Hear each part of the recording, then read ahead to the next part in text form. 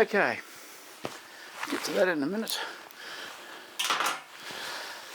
So it's May 1998. Of course you all remember it well. I'm at work, I'm a signaller working in communication station at RWF base Pierce in Bullsbrook, WA, if you're not familiar. Warrant officer calls me into his office. That can only mean one of two things. You're getting a promotion, or you forgot to iron your shirt properly. You know what they're like. They're the boss. And he says to me, Jack, I need you to go and grab your pack. That plane's already on the tarmac and you're flying out in about 40 minutes. You need to get your butt down there now. Yes, sir. So quickly jump on the phone. I'll call up my wife. I'm heading over to Amberley in Ipswich. Well, off to Bougainville. Peacekeeping mission. Oh, was the response. Not take care of yourself, I love you, and that sort of crap that you'd expect from your partner. I'm on the plane. As quick as that plane is flying over our marriage quarters in Bullsbrook, she's got the Omo box in the front window. And unbeknownst to me, that was the last day of my marriage. Right, so let's fast forward to this video that we got this week. Each week's going to sort of continue on from the previous week. So there's now around 600 comments on last week's video about renting for 30 years, what's next. I want to go over a few of those comments because the advice I'm getting from Australians on here is amazing. I also want to talk about regional Victoria, because a lot of people said to me you should be renting in regional Victoria or buy a house in regional Victoria. And I want to talk about some of the pluses and positives on that. But let's get back to 1998 and just close that chapter off for you. I get over to Amberley. I do all my little itsy bitsy things. A few months pass. I come home to an empty shell. House is empty. She's ran off, shacked off with another man. And that starts what could be described as the most adventurous, depressive, exciting, nearly close to 2 years of my life after that. It was an amazing period of time. We had Bougainville, we had Timor, and the most combat situation we had was the Sydney Olympics. It was a real go time to be in the military. And the military teaches things, which has stood me in good course for the rest of my life. Now, when I got remarried in 2001, I know, not much time between 98 and 2001, but you don't muck around when you find your soulmate, and we're still married, so we made the right choice. Hit me up in the comments if you think marrying somebody 3 months after you meet them is a little bit too quick, but I don't think so. We started looking at, in 2001 we were renting in a flat in Cambridge Street over in Wembley, just outside of Subiaco in Perth. It was near the Subiaco markets, which I believe are long bulldozed to make room for apartments. Don't mind me if I drink. Got to have coffee. It was literally a lounge room with a kitchen, a small balcony, and a bedroom with a shower and a toilet on the end. And that was, I don't honestly remember now, but around about $190,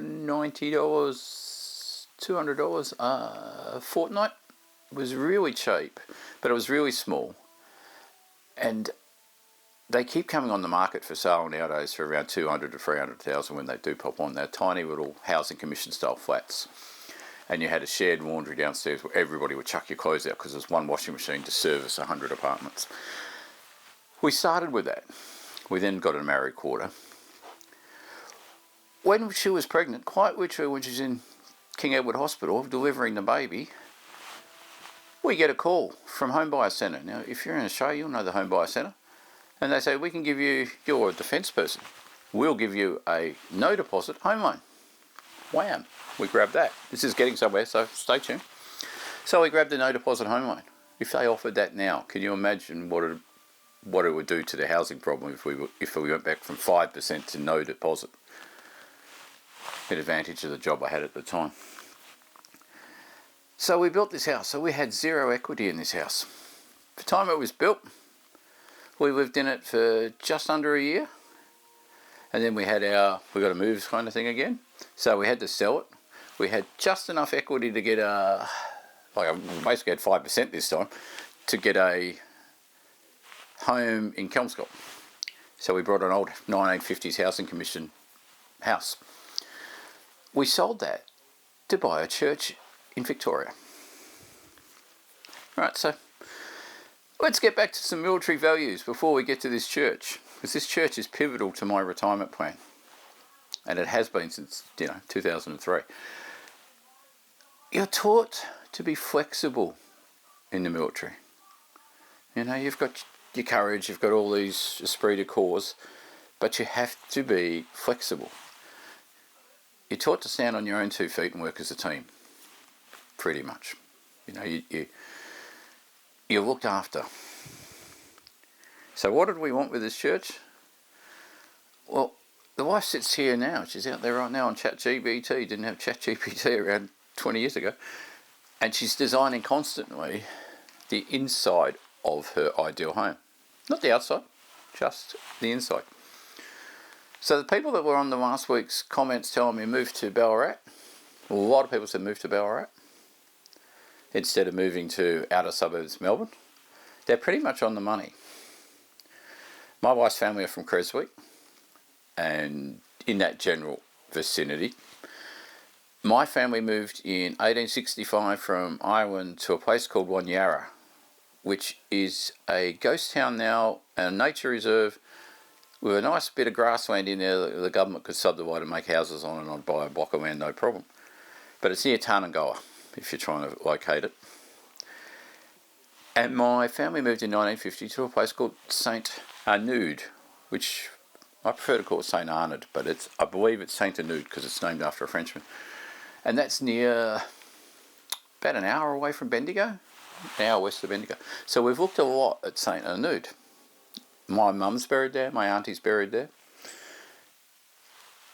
My family are, in a sense, modern day pioneers of that place. And the blocks of land in there are quite cheap, under 100k. And there's a church for sale, Roman Catholic Church, $440,000. Now, it won't be for sale in 6 years' time, but stranger things have happened. The other thing that came up last week's video, this is really important, so hopefully you're still watching. This thread just went all the way through it. People commenting with each other, and it's great. Keep commenting down below, because a lot of people are helping each other and a lot of people bouncing ideas off each other in this series of videos. The first lady to come up with, I think she said she was 53. She's been divorced. She's got no money. And she's living in a caravan with no superannuation or no retirement benefits coming up. That then got a lot of people commenting about caravans and life changes. I had my life change in 1998. It's quite fortunate if you're in your 20s to go through a life change, as opposed to these people who are getting divorced in their 50s or 60s and go through a life change. Although divorces after 67, I know a few of those were to do with Centrelink. The other problem that they raised with caravans is, what if you've got a good job?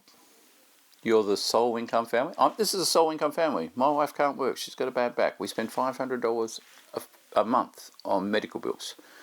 A lot of people last week said, oh, you're a train driver. You have to be rich. You have to have money. I'm sorry.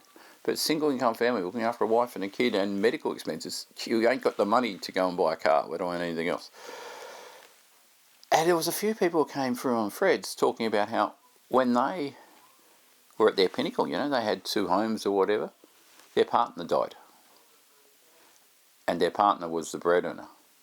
And within 5 years or 10 years of that partner's death, the money that they had from the deceased estate at 40-something is gone by the time they're 50-something, and there's nothing in the kitty for 60-something.